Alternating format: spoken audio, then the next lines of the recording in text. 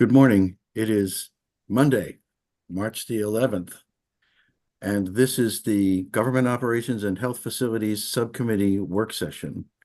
Today, I think we have 10 bills to consider. House Bill 875. If you are here to discuss House Bill 875, 875 has been taken off of the agenda for today's work session. We have some additional information we have not yet been able to take into consideration. So that bill's not ready to be discussed this morning. But we will start with 1143 since we have our chairman here. Then we will go if Delegate Phillips arrives.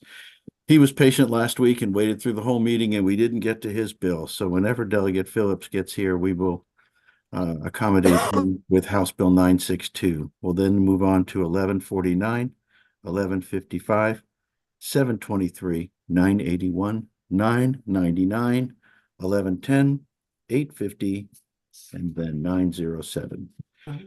We will begin with House Bill 1143. That's Delegate Bhandari. Welcome, Delegate Bhandari. And this is Emergency Medical Services, Emergency Department wait times. And this is Aaron's bill.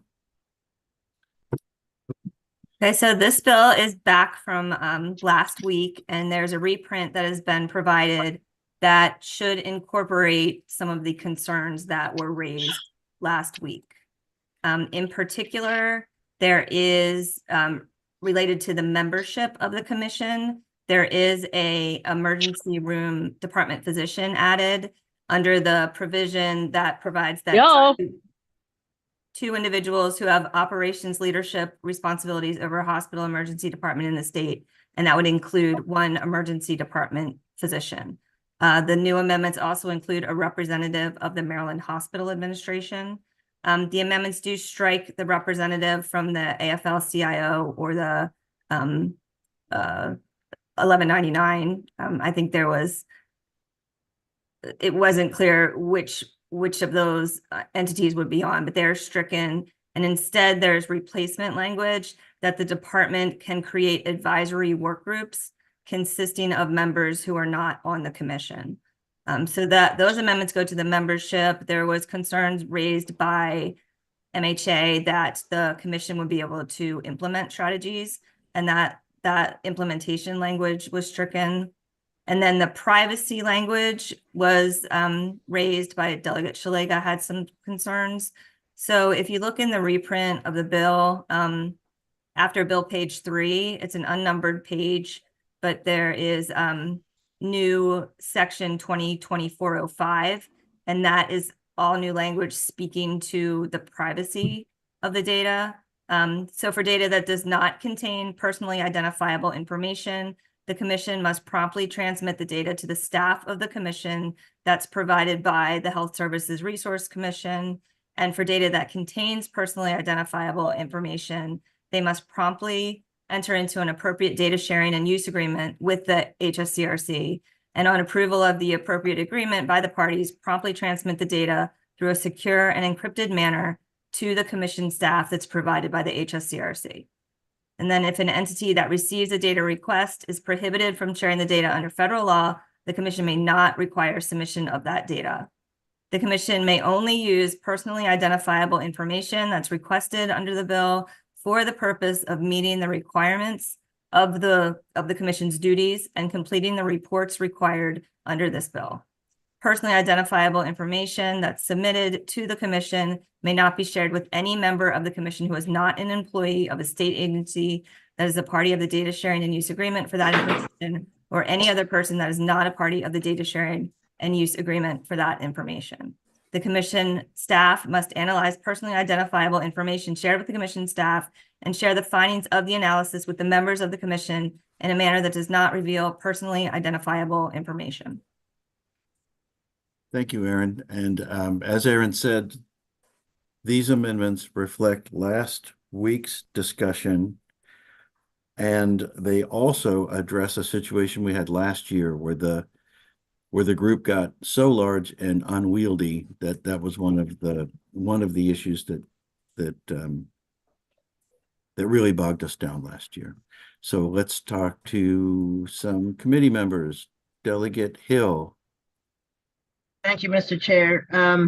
I see that, as Lindsay said, the union representative has been taken out. My understanding is there was confusion of whether it should be SEIU or AFL-CIO, and you put them in work groups, but I'm not, I would like to understand why it didn't just say a member representing, one of the unions that represents, staff and, ER staff that are non-professional staff.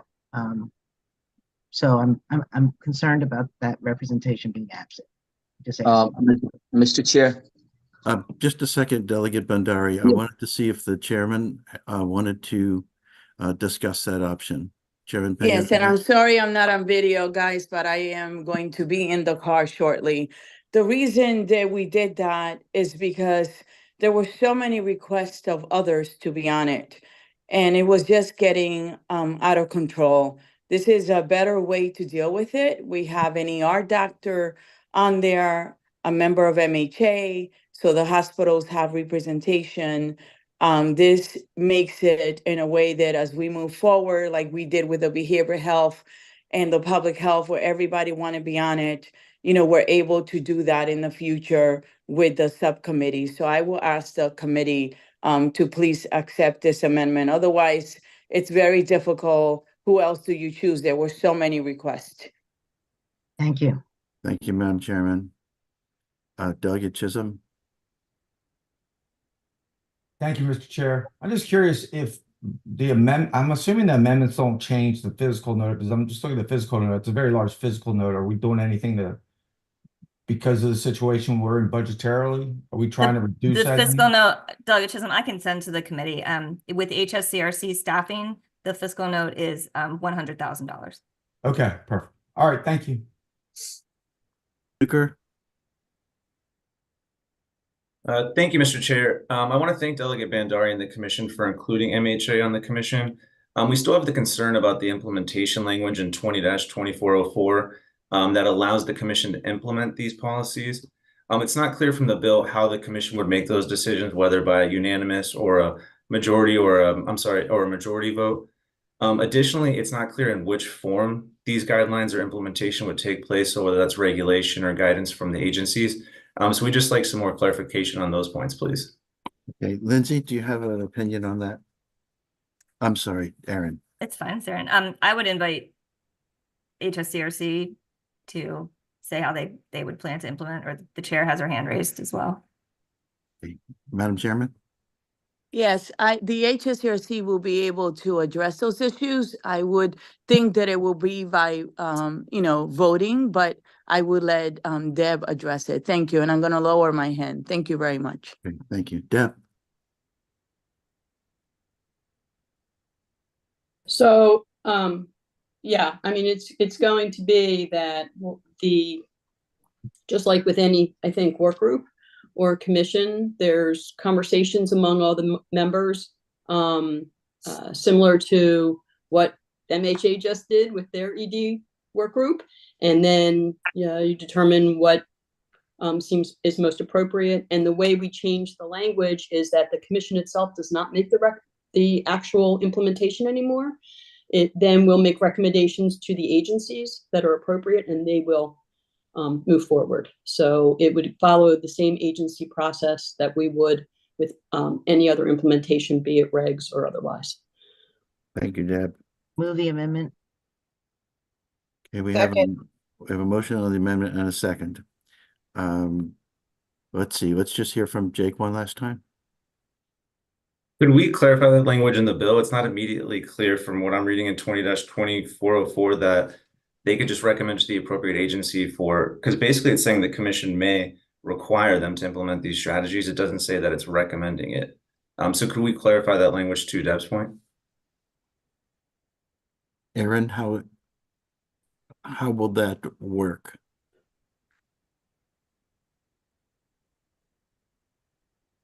Okay, let me unmute. I move a conceptual amendment that be clarified before the vote in full committee. Second. Okay, so we have a motion on the amendment and then a motion on the second amendment. Can you sort that out for me, Aaron? Where are we now? Do we have to do? Can we do two votes or just one? Well, I think, yeah, you can move these amendments with the conceptual. Okay, we'll move. And then I both. think Deb had Go get another, your stuff in the front seat after I close your door. All right, Deb, go ahead. Deb had another issue. Good morning, Is it everyone. related- So, Is it related to this, to these amendments? Enough. I think you could move them all together. Okay, let's go ahead and Good. vote on these amendments. All in favor of the amendments, say aye. Aye. Okay, anyone opposed to these amendments? Okay, thank you. The amendments are adopted. Deb, good morning, everyone. I just had one other, I hope, very simple amendment. Right now you will see that the bill will be the commission will be staffed by two agencies. It says the Department of Health and the HSCRC. We'd like to amend that so it's just the HSCRC. We think we've had conversations with the department. It'd be easier. I'm sorry, be easier for implementation if it's one agency. Sorry, Um, Anne, Yeah. can you go on the, I don't think she can hear us. Delegate Kaiser, if you could mute, please. And so we think it would be easier, one agency is actually responsible for this, for implementation or for staffing. And also we do think it will help with the fiscal note as well. So we would respectfully request that that amendment be adopted by this subcommittee. So, and Deb, can I just ask, if just HSCR is staffing, then there's language in the privacy piece that so then the information can only be provided to HSCRC staff and not department correct? Yes, it's Okay. for it. Well, Megan, are you on? Because it's whoever that we enter a data agreement with, which creates that privacy that it can't be shared. And since we're an agency, that's why originally we said it could only be shared with staff because it was two agencies that can get that information now. So I think that is correct. Right, Aaron? Yeah, I mean, Megan. the point was to enable sharing with the staff that we're supporting. And if it's just HSCRC, I think it's fine if we narrow that data sharing down to just HSCRC. We certainly have the analytic capability to do that. So I think that's fine. Okay, Thank you. thanks. Yeah. Do I have a motion on this amendment? Move the Move all amendment. the amendments. Okay, Second. All right, we have a motion and a second. Delegate Alston, Delegate Hill. All in favor of the amendment, say aye. Aye. All right. Aye. All right. Move the bills as amendment is amended. adopted. Moving the bill as amended, Delegate Hill. And Delegate Second. Alston, go ahead. I have a question, or more of a comment. So I am actually going to vote in favor of the bill. I do have a concern about the unions being removed completely, but I understand the chair's position that it makes the group too unwieldy, but I did want to express that concern publicly. I definitely think that part of our intent should be that this commission needs to listen to the non-professional staff. And so I trust that you all will do that. I just wanted to make the comment for the record. Thank you. Okay, Delegate Hill. Thank you, Delegate Alston. I would actually echo that, which is why I raised the question that I would rather have had non-professional staff represented than the hospital association. Thank you. Okay. Those comments are noted and welcomed. We have a motion and a second on the bill as amended. All in favor of the bill as amended, say aye. Aye. Aye. Is anyone opposed to the bill as amended? Okay, Delegate Bandari, any final thoughts? No, thank you. Oh, you're welcome. And thank you for joining us, Madam Chairman. Thank you. So we will move on to, is Delegate Phillips arrived? I don't see him. Okay, then let's move on to 1149.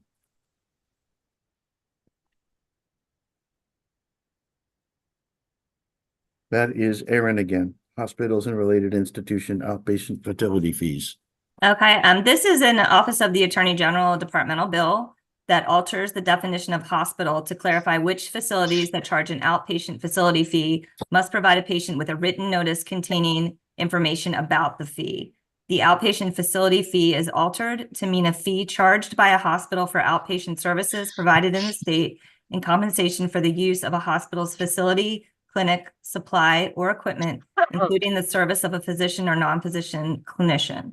Outpatient facility fee does not include a fee charged separately by a physician or non-physician clinician for professional services provided at the hospital.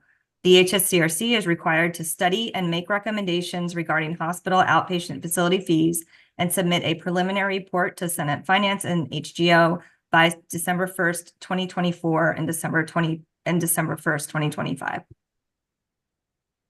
Thank you. Delegate Shalega. Thanks, Mr. Chair. The Chair Pena Melnick asked Delegate Robin Lewis and I to meet on this bill, and we are meeting at 4:30 today. So if we could push this to the next meeting, that would be appropriate. Let's see. Okay.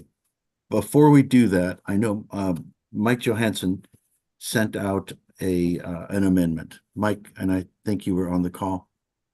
Yes, good morning, Mr. Chairman. Delegate Shalega and Delegate Lewis, I'll make sure I send you a copy of this proposed amendment. Children's is an out-of-state hospital that has in Maryland outpatient facilities, so they'll be subject to this bill for the first time. However, the way the structure of the bill is written in the current code, it only talks about rate-regulated hospitals. So I made a couple suggested amendments to deal with how children's would be treated slightly differently. I've sent these amendments not only to staff, but also the AG's office this morning, as well as Deb Rifkin at HSCRC, because they're the commission that's kind of implicated in this. So Mike, just the members do have your amendment. Good. And I believe they're technical, but I'm hopefully you all can review them, and I'll try and participate at 4:30 if I can. Okay, good. Austin Morris, are you here to discuss this bill? I am, and I don't have anything additional to add at this time. Happy to participate at 4:30. Thank you. Okay, thank you. Before I go ahead and hold this bill, any other comments? I can't find the hand button, but I Okay. did have a question Go ahead, Delegate for Alston. Mike in case he's not back. Under your amendments, will children's be required to make the same reports as everyone else? Yes, we're not trying to change the application of the bill. Okay. But the wording of the bill says Maryland rate regulated hospitals are in a certain range. Well, since we aren't rate regulated, there's nothing about what we would do. So we suggest submitting a statement to the commission, and then we would have to live within that statement for the year until we submit one the following year. It's technical things like that, just to make it clear that there is a way for us to comply, even if we're not rate regulated. Okay, thank you. But it doesn't take us out of the bill. Okay, thank you. Yep. Thanks, Delegate Alston. Delegate Shalega, we can hold this until our Wednesday subcommittee meeting, and I hope you have a successful meeting this afternoon at 4:30. Yeah, that sounds great. And you know, Mike, you're welcome to join us. We'll make sure you get the info. Thank you. Let's discuss 1155, and we're still with Aaron. This is opioid overdose hospital. Okay, this is another bill that was discussed last Wednesday, and there is a reprint that should reflect some of the conversations that were had last week. In particular, the reprint delays implementation of the bill until January 1st, 2025. It strikes the language in the bill related to funding the initiatives through ORF funds, and instead it requires MDH to conduct an assessment on whether how the bill could be funded through ORF funds. I'm sorry, opioid restitution funds. Discussion on the sponsor amendments. Do I hear a Move the motion? amendments. Okay, move the amendments. Thank you, Delegate Alston. Second. And I have a second from Delegate Kaiser. We have a motion and a second. Ellen Weber? Oh, thank you very much, Mr. Chair. I'm sorry about the delay here. We have no objections to any of the amendments, just to identify that there were several that haven't quite made it into the reprint. There is agreed upon language. One was to respond to Delegate Hill's question on page 3, line 4, with regard to medications, which would be provided at discharge. Those are medications for opioid use disorder. So that was the clarification, and there's language for that. And then in addition, there was some additional discussion that the sponsor's office had with Johns Hopkins Medicine to also clarify that discharge language. There were some questions as to whether or not this word connect was too ambiguous. There is other language that has been drafted that, again, there's been an agreement on. So that language just needs to get inserted there. Aaron, is this? No, I didn't. I just need the communications that show the language that Ms. Weber just spoke of. I know we talked about the connect issue. We talked about it. I've never seen it in writing. Our apologies. That will come to you. Okay, I'd prefer not to hold this bill if we don't have to, since we have a motion and a second. Can we move it on the conceptual conversation? Aaron, is that? Pigging's trying to get your attention, so I don't know if that would change the hospital's. Okay, Pagin, go ahead. This word connect is very important to us. We think it's too strong, and so I'd like to see the substitute language. Ellen, can you describe? Yes, I can. Would you like me to read what has? Yeah. This has been language that was offered by Johns Hopkins Medicine, and I'm happy to read it. But basically, what it give me 1 second of pulling it up here. Essentially, in section D, it would be to 2 parts: make a referral of the patient to an appropriate provider for facility for a timely appointment where possible, to voluntarily connect to continue treatment in the community. And then his second part is to work with peer support professionals as available or other resources to assist the patient in accessing the identified treatment services. Much better. Okay, Pagin, you're in agreement with that? Yes. Okay. Thank you. And Aaron, do you have that? Yeah, and I'll just get it in writing from Ms. Weber and incorporate that. Okay, can we Delegate Alston, I believe it was your motion to adopt the amendment? Yeah, I would substitute that motion with a motion to adopt all of the written amendments and the conceptual amendment. Okay, thank you. And Delegate Kaiser, I think that Second. you were on that. Thank you. Second, yes. Vega? Yes, Aaron, can you tell us what this bill does now with this new language before we vote on it, please? Of course. So the bill would require each hospital to establish and maintain, as part of its emergency services, protocols and capacity to provide a patient, before discharging the patient, appropriate evidence-based interventions that reduce the risk of subsequent harm and fatality following an opioid-related overdose or visit for an opioid-related emergency medical condition. The hospital must possess at least one formulation of each U.S. Food and Drug Administration approved full opioid agonist, partial opioid agonist used for the treatment of opioid use disorder, and treat a patient who presents in a hospital emergency department for care and treatment of an opioid-related overdose or opioid-related emergency medical condition with a medication for opioid use disorder if the treatment occurs as recommended by the treating healthcare practitioner and is voluntarily agreed to by the patient. A protocol established by a hospital under the bill must include any requirement by MDH regarding prescribing opioid agonist treatment, uniform practices for screening and diagnosing individuals who present with an opioid-related overdose or opioid-related emergency medical condition for an opioid use disorder based on the criteria in the most recent edition of the DSM for mental disorders, uniform practices for offering and administering opioid agonist medication to treat an opioid-related overdose or opioid use disorder, and uniform practices to identify community-based treatment services that are appropriate. Thank you. Very good. On the amendments, all in favor, say aye. Aye. Aye. Is anyone opposed to the amendments? The amendments are adopted. On the bill as amended. Move the bill. Thank you, Delegate Second. Slager. Thank you, Delegate Alston. We have a motion and a second on the bill as amended. All in favor, say aye. Aye. Aye. Anyone Aye. opposed to the bill as amended? Aye.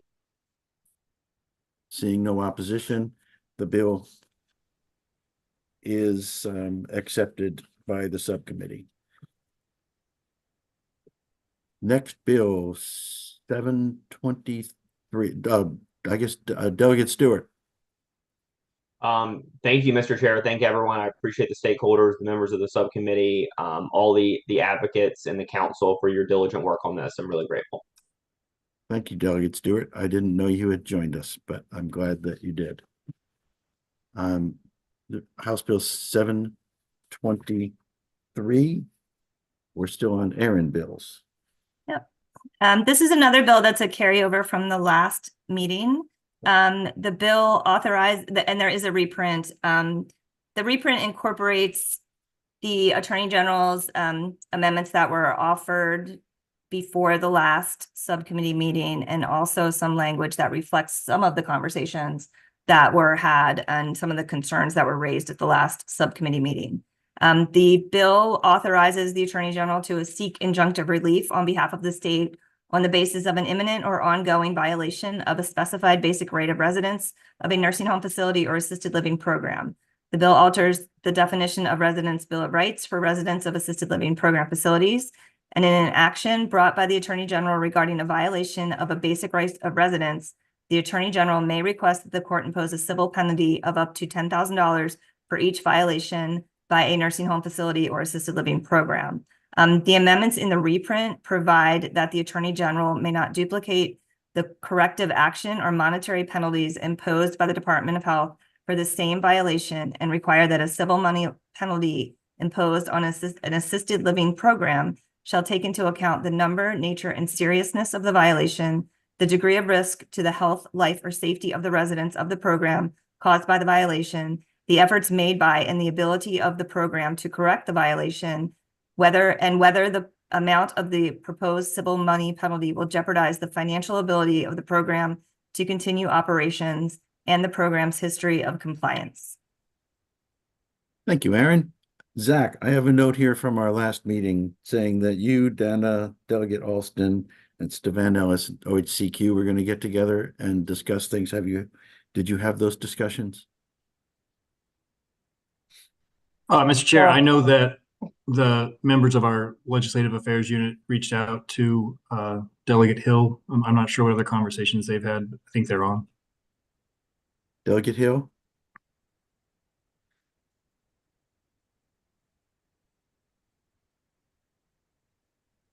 Yes, Delegate Hill is not available. Mr. Chair? Yes. Oh, I see. Some Rhea Harris. Yes, I have talked to Delegate Hill, and we talked about the size and the financial impact on the facilities, like small facilities. And so I think the recommended amendments will take care of that. Okay, thank you for weighing in. Delegate Alston? Yeah, so this is my first time seeing or hearing about these amendments, and I'm still not comfortable with the fines being imposed. I think they're duplicative. I think that they could bankrupt these businesses. And I think that if we're trying to solve is making sure that we have the imminent emergency relief, that the injunctive relief is sufficient, and that the other agency can work through the process of fining. I'm not comfortable voting for this bill with those types of fines included. Aaron, you and I talked about this over the weekend, and I think last week Delegate Alston had suggested a scale that was weighted to the size of the institution. Was that addressed in any of these? No, that these only factor in. Well, I mean, it would factor in whether the fines would essentially bankrupt the program, because it would go to their financial ability to pay, and that's in these amendments. But an actual like tiered level of fines related to the size of the program is not included, and also putting the fines into a separate account is not included. Those are some of the things that have been discussed. So does that address Delegate Alston's concern about bankrupting the institution? She's saying no. No, it does not. Because you can have the ability to pay something and it can still bankrupt you. It can hamper, like just because you may have 100,000 in the bank doesn't mean that it's not going to hamper your ability to move forward and continue to operate. It just shows that you have the present ability to pay. It doesn't consider whether or not you'll have the future ability to continue to operate your business. And I just feel very strongly that including these fines is going to be problematic, especially with the nursing home shortage that we have. This could have a chilling effect. I totally agree with not letting businesses that are bad actors continue to operate and giving the injunctive relief. I just think the fines are a step too far. Thank you, Delegate Alston. Delegate Chisholm. Thank you, Mr. Chair. I'm just curious if Dana Kaufman's on and if the amendment's satisfied. I know Lifespan came in opposed to the bill, but I don't know if that conversation ever happened or not. Okay, Dana, you are on the call. Go ahead, Dana. I am on it. Those provisions regarding the civil mental penalty being imposed for the having the number, nature, and seriousness of the violation and things, that was put in for the assisted living. It wasn't also put in for the nursing homes. So I would just say if we were going to go forward with the fines, I'd like to see that same language at least applied in the nursing home section too, for consistency. Stevan. Good morning. I'm the director of the advocacy program for nursing home and assisted living residents. And I just wanted to put this in context for people. We're talking about very egregious situations that thankfully don't happen very often, but when they do, they really do harm residents. And in some cases, the residents die. So as you're thinking about this and thinking about, this is not going to affect most of the assisted livings or nursing homes, thank God. But I just want to remind everybody, this is really egregious situations. And unfortunately, we do see them. And sometimes the only way to get facilities to stop is for them to have to pay. So just, and I've seen this with nursing homes too. I've had nursing homes tell me when OHCQ goes out and does deficiencies, oh, I'll eat the deficiency, I'll pay the fine. So again, these are bad actors that often this will apply. So, and again, don't want any businesses to be financially troubled or suffer or go bankrupt unless they shouldn't be in business in the first place. So I just wanted to point that out. I did actually ask for 2 amendments, and you guys, just for consideration, I asked for abandonment and resident dumping to be added to the Bill of Rights because they also are very egregious situations where people are harmed, just for consideration. And I'm grateful for you all taking time to debate this bill. It really does benefit the residents, and speaking for it as the voice of the residents, I'm grateful for that. And I will let them know that you all are taking this seriously. So thank you. Thank you for that, Stevan. Delegate Alston, I'm going to go back to you. I was just going to say that I understand the points she just raised, and that's why the injunctive relief is so critical, because with the injunctive relief, the company will have to stop operating and deal with whatever the issues are. And I think through the injunctive relief and the other processes that are already in place, the fines can be done. I just don't think that they need to be in this bill. Stevan, do you have a response? No, I do understand her concern. I just know that we've had situations like this before, and facilities continue to operate and then do bad things again. So there seems to be a pattern sometimes with these providers. So that's why, again, it's up for you all to decide. But I would want to look at, I think fines may be a deterrent and maybe a more powerful deterrent sometimes. So just for consideration. And I appreciate your concern about businesses. I don't want anybody to suffer. I mean, that's why I'm an advocate. So I really appreciate the conversation. But I think most of these providers that do this, these are providers that are doing could potentially do perpetually bad things. And maybe this would be a big warning to them in their pocketbook. Delegate Alston? I was just going to say, you said they continue to operate, but under this bill, there would be injunctive relief. So they wouldn't be operating. They would actually be closed. But then they can apply for a license again. I apologize for interrupting, but there's times where we've had providers close under the OHCQ thing, close and then reopen later. I think we need to fix that process, because if they have been injunctively barred from operating, they shouldn't be able to then go get another license and continue to operate. It sounds like this bill may need more work and we may need to hold it to our next meeting. Let's hear from Zach Shirley. Thank you. I just wanted to reiterate something, and that is that this process involves the courts, and the courts are there to look at each individual case and craft relief that is appropriate and just. So, if it is the case that we have a small operator who has a minor infraction, one, I don't think we're going to be seeking injunctive relief. As Stevan said, this is for the egregious violations that need to be stopped now to prevent irreparable harm. But two, the court will take that into consideration, and we've sort of outlined some of the different things the court should consider when crafting that relief as part of these amendments. The idea being that we want the court to have all of this information and take all of this into consideration as it crafts the relief.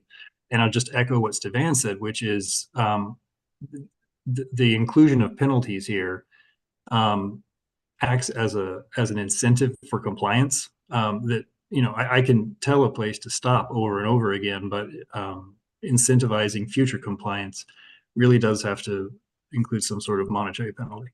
Thank you. Okay, Rhea Harris.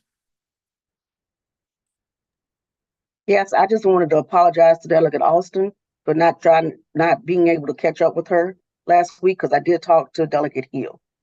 And we did offer a staggered fee by the size of the nursing home and lessened it for that smaller, I think it's 1 to 5 beds or up to 10 beds to $5,000, and then $10,000 for those 10 beds and over. But if it hinges on the fee, even though it's a deterrence, we can talk about letting that go. Thank you. Delegate Szeliga. Thank you so much. So I'd like to hear a little bit more about these bad providers. Are they the bigger nursing homes, assisted livings, or the smaller ones? Maybe Stevan could give us a little more information about that. And penalties equals compliance. I thought there were current penalties, and this bill is going to add additional penalties. So I guess why aren't the current penalties able to do that? Obviously, all of us care about this issue. We don't want to see people in these facilities that are mistreated. And my last question would be, you talked about patient dumping. You know, we've heard about the hospitals doing that.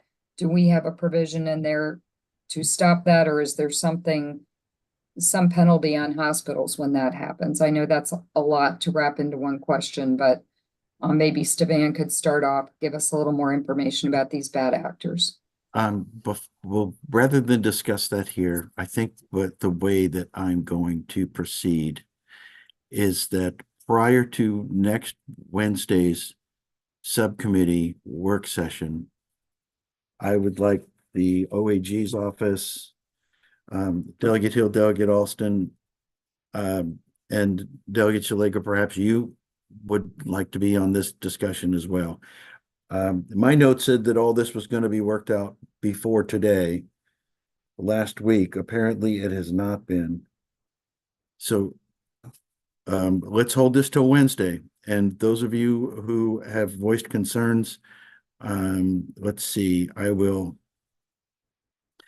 leave it to Delegate Alston, as this is primarily her concern, to arrange this meeting. Delegate Alston?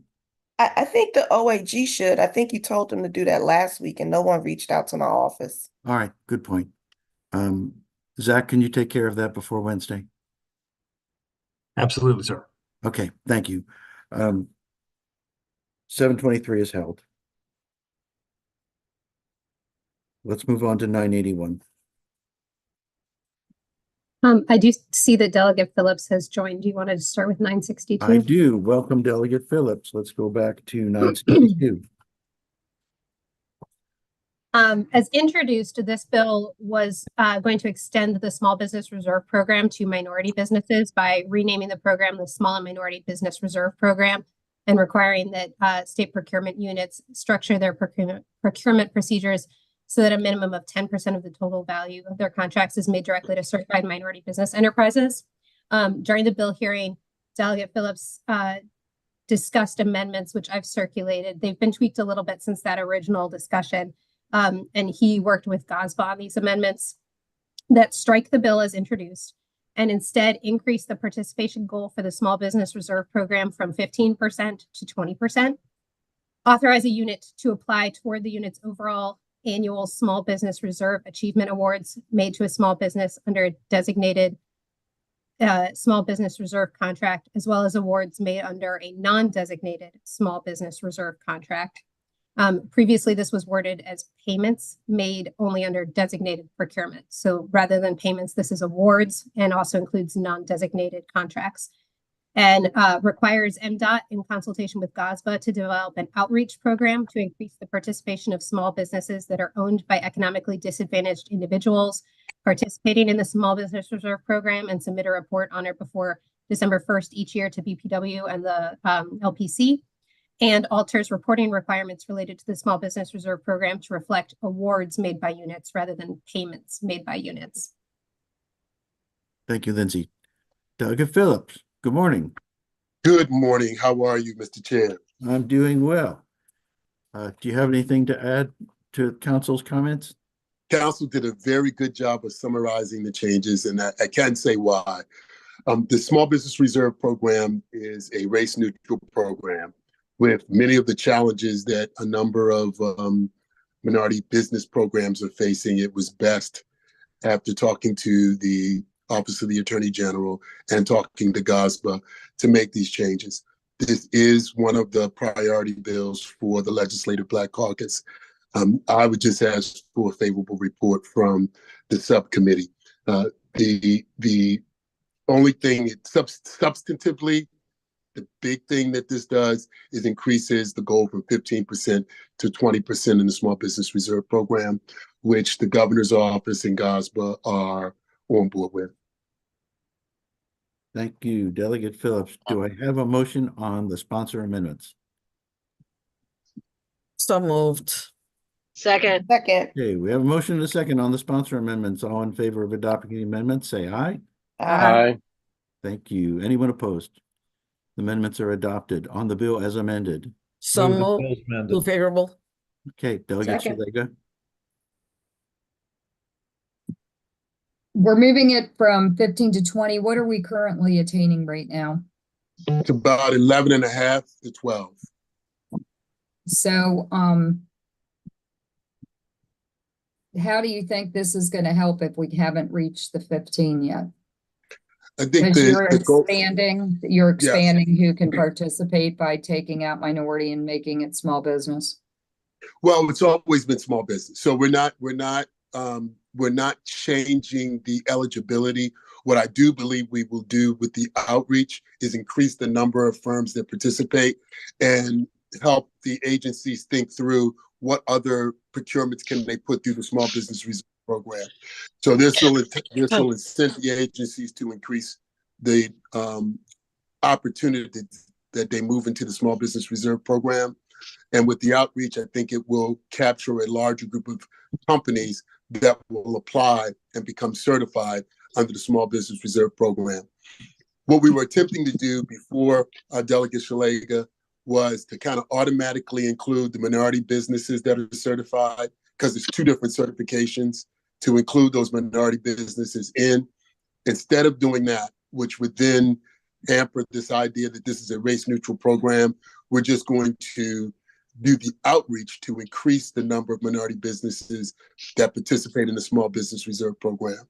So all of that should expand the number of people and should expand the number of opportunities, and hopefully then expand the spend with our small businesses in the state of Maryland. And this will benefit all small businesses in the state of Maryland. Great, thank you. And finally, what is the new fiscal note on it? Do we know? I don't think there's a significant fiscal note on this at all. because these are just standard procurements. They'll just be going to a small business basically a set aside. And it's not a set aside for a company. It's just taking those procurements and putting them in a small business reserve. And those firms that are in small business will be able to compete. So there should be a very small fiscal note, as I recall. Thank you. Does that address your question, Delegate Chisholm? Yeah, pretty much. I just wanted to know if the problem was the participation rate, or if there are too many of the small businesses and MBEs were being disqualified and not getting through the process. But it sounds like it's a participation problem more than anything. Yes, Delegate Chisholm, it's a participation problem. It's not a disqualification problem. Okay, thank you. Okay. I believe we had a motion and a second on the bill as amended. That is correct. Thank you. All in favor of the bill as amended, say aye. Aye. Anyone opposed to the bill as amended? Okay, thank you, Delegate Phillips. Thank you for joining us and for your contribution. Thank you. Let's see, we were on 981. Am I correct, Lindsay? Yes. Okay, please go ahead with 981. As introduced, this bill requires the Maryland Department of Disabilities to fully implement by July 1st, 2025, statutory provisions that require certain reasonable steps to provide equal access to public services for individuals with limited English proficiency. I've circulated amendments that were reviewed by the bill sponsors, Delegates Martinez and Chair Pena-Milnick, and supported by them. The amendments add existing principal departments to the provision requiring compliance by July 1st, 2025, and then add a provision requiring new principal departments that are created on or after October 1st, 2024, that's the bill's effective date, to comply 1 year after they are created. So if you recall, during the bill hearing, there was a question raised about adding some existing principal departments that were missed when this statute originally came about. And so the existing principal departments that would be added now are MDEM, the Department of Service and Civic Innovation, DBM, DGS, DO-IT, and Planning, in addition to the original Department of Disabilities. And then anyone new who gets created has a year to comply after the date they're created. So you don't have to keep coming back and adding to this list. Thank you, Lindsay. Do I have a motion on the sponsor amendments? Move the amendments. Second. Thank you, Delegate Alston, Delegate Tabadis. They're all in favor of adopting the sponsor amendments, say aye. Aye. Aye. Anyone opposed to adopting the sponsor amendments? Okay, the amendments are Move adopted. the bill as amended. Thank you, Second. Delegate Hill. Thank you, Delegate Alston.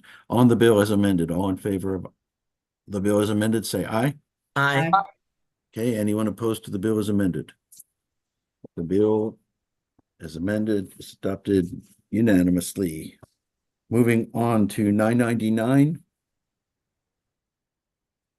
This bill establishes the work group on establishing a science and technology best practices and innovation network staffed by the University of Maryland, Baltimore County. The work group must study and make recommendations on topics related to the establishment of a network of experts in science, technology, and industry.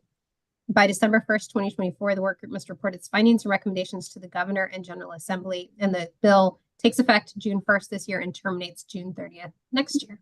There are no amendments. Okay, Delegate Hill, this is your bill. Anything to add? Yeah, no, I had two similar bills, and when Michelle asked me, it's actually the 1174. That's the part of the Tech Council bill. So this bill is important, but this bill, I didn't know this was the one we were considering. This bill we were going to amend. This is a networking hub for citizens. So this is not the bill that we wanted to be part of the AI package to move forward. This is a bill I think is important, but for different reasons. And so I would respectfully request it be put on for Wednesday, and I will make whatever adjustments, but I would really like to move the 1174 bill. And I was asked in a text last week, which was the one, and I checked my text. I said 1174. Okay.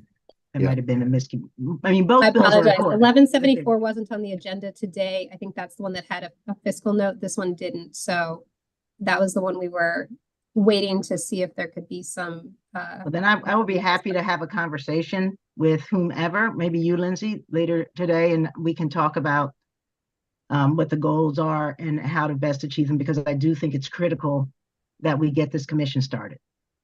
And so whatever the best ways to get that done, I'll be happy to get that done. Thank you. Delegate Hill, you still don't want to move your bill today? I do not want to move this bill today. I Okay. don't want it coming off the agenda, but I will have a conversation with Lindsay later on and we'll get clarification if that's okay. Okay, I'll hold it till Wednesday. All right, thank you. 11:10. Oh, go ahead. This bill includes the city of Frederick as a participating jurisdiction in the Maryland Intrastate Emergency Management Assistance Compact. There are no amendments. Do I hear a motion on the bill? Move the bill. Second. We have a motion and a second. All in favor of the bill, say aye. Aye. Anyone opposed? Delegate Shalega? I'm not opposed. I just wanted to make sure I recall correctly. There is no state fiscal note on this. That's It right. is a fiscal responsibility of Frederick, right? Right. Right. Frederick And and in the fact, other it's actually member probably going to counties. save Frederick some money because there's like cooperation between the members. Okay, thank you. Okay. I think we had the vote. The vote was favorable. Unanimous. All right, thanks. 8:50. Delegate Tom. This bill expands the small business preference program to all executive branch units and agencies, but repeals its application to the Emergency System of Maryland and Morgan State University. It requires the Board of Public Works to implement and oversee the program. The bill also allows agencies to apply the value of all contracts, not just designated ones, including small business procurement, small business preference contracts toward meeting the 15% set aside goal established under the Small Business Reserve Program. I circulated 2 amendments from the sponsor of the bill that specifies that each unit, rather than the Board of Public Works, may designate certain procurements for the Small Business Preference Program with the approval of the head of the unit. And also, the second amendment authorizes a unit to apply any contract awarded to a small business toward the 15% objective, even if the procurement is not designated for the Small Business Preference Program or the Small Business Reserve Program. Thank you. Did Delegate Tomlinson join us this morning? I don't thought I see him. saw him earlier, but now I do not. So Okay. he might have had to get to another meeting. Yeah, quite possible. Do I hear a motion on the sponsor amendments? Delegate Sure. Alston? I had a question, but I can move the amendments if you want to do that first. Okay, let's do Move that. the amendments. Second. All right, we have a motion and a second. Go ahead, Delegate Alston. So I was just curious why we were exempting the University of Maryland and Morgan State. So the sponsor did come in and USM submitted a letter saying that they wanted to be exempt from it. And I see somebody's got their hands up. So they submitted a letter. The sponsor said that he'd also spoken with Morgan State about getting exempt from this as well, but just because they don't really utilize the program. But I see Yeah. someone with University system has different procurement practices from the rest of the world. Delegate Tomlinson, you rejoined us? Yeah, sorry. I just got on here. I think I called Delegate Alston asking about Morgan State and university system. Yes. Yeah. Okay. Yeah. And yes, you're correct. Yeah. They both already operate under different policies and laws. And yes, they both already don't really use the programs. Well, they use them voluntarily, but they're not required to use them already. So they both said that they were fine with not being involved. I've got the letter from University of Maryland, Morgan State. The letter is coming. I check in with them every couple of days. But yeah, they were fine with being left out of legislation. And if you look at the current statute, they already are carved out in many ways. Okay, thank you. And okay, thank you, Delegate Tomlinson. The amendments have been moved and seconded. All in favor of the amendment, say aye. Aye. Anyone opposed to the sponsor amendments? The Move the amendments. bill as amended. All right. Second. All right, the bill's been moved and seconded as amended. All in favor of the bill as amended, say aye. Aye. Anyone opposed to the bill as amended? Okay, the bill is adopted unanimously. Thank you, everyone. Thanks for joining us, Delegate Tomlinson. Thank you. And now, 907. This is a Garrett County local bill.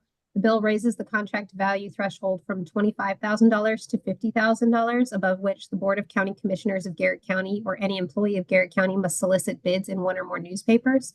The bill also exempts contracts for professional services required to be licensed by the state of Maryland from the bid solicitation requirement, but otherwise authorizes such contracts to be solicited by written bids. There are no amendments on the bill, and we did receive a unanimous letter from Delegate Heinbaugh supporting the bill. Move the bill. That he supports his own bill. All right, we have a motion and a second on the bill. All in favor of the bill, say aye. Aye. Anyone Aye. opposed to the bill? Bill passes unanimously.